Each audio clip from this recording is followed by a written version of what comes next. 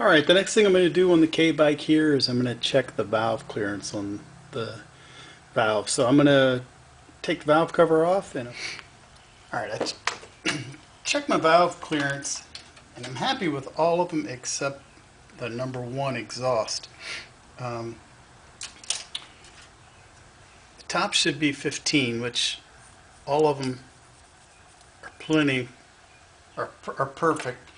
All the bottom ones are good except for this number one, but I don't like the feeler gauge that I have. It doesn't really get in there very well.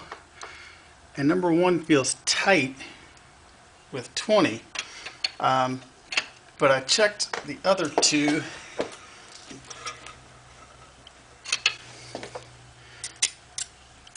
And the others seemed okay. So I'm not sure if it's the angle I have to get my feeler gauge in there. I'm going to get a different feeler gauge from Beamer Boneyard and check them again. Not planning on riding this bike really anytime soon, but I'm happy with all of them except, like I said, this number one seemed a little tight, but like I said, the angle I have to get my feeler gauge in there, and this is not the best feeler gauge. These are much better, but all I have is a 15 and a 30 for my R1100. So I'm gonna pick up the correct feeler gauges for this exhaust valves and then check them again. But that's what I'm gonna do for right now. I'm gonna go ahead and change the plugs out since I've got the valve cover off and they're a little easier to get to. Okay, I looked around in my toolbox and I found my other set of feeler gauges that are marked properly, and check the number one and it's fine. Checked number three is fine, and I've already checked number two and it was fine. So they're a little loose, but apparently on these bikes loose is good. So we're good on the valve, so that makes me feel a little bit better. So now we're going to move on to the spark plugs. Alright, got the new spark plugs that are going in. I checked my gap on all of these and all of them were tight. The book calls for 0.8 millimeters and all of them are 0.6, so I re-gapped them to 0.8. Alright, I already changed one of the plugs and it came out really easy. I am using the tool out of the toolbox to remove these plugs because I like the way it has this little protective piece on here that reaches back and gets right around the plug. We're going to do number two now. And the first plug that came out looked really good. Little sooty and dirty, but looked like they had been changed not too long ago. But like I said, I've got new ones. Came with the tune-up kit from Beamer Boneyard, so I'm going to go ahead and replace those and get new ones in it.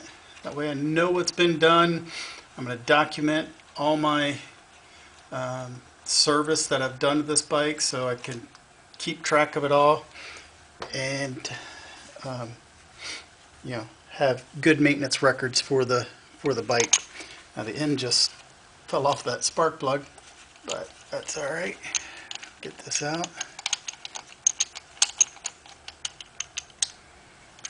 So as you can see, the plugs are not too bad. They're a little dirty. They could be cleaned up, but I'm going to go ahead and put new ones in it. Alright, I'll be back with you in a minute.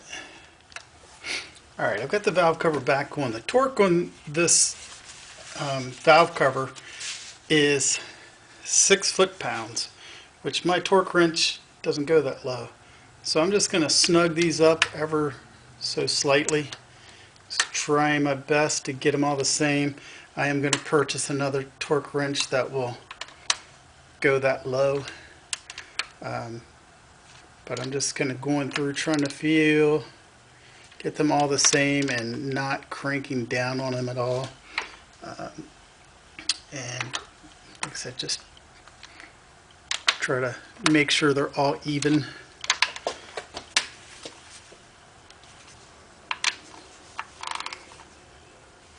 So there we go. And I think we're getting close to being done with all the major service. I'm going to check the book again to just see if maybe I've missed anything.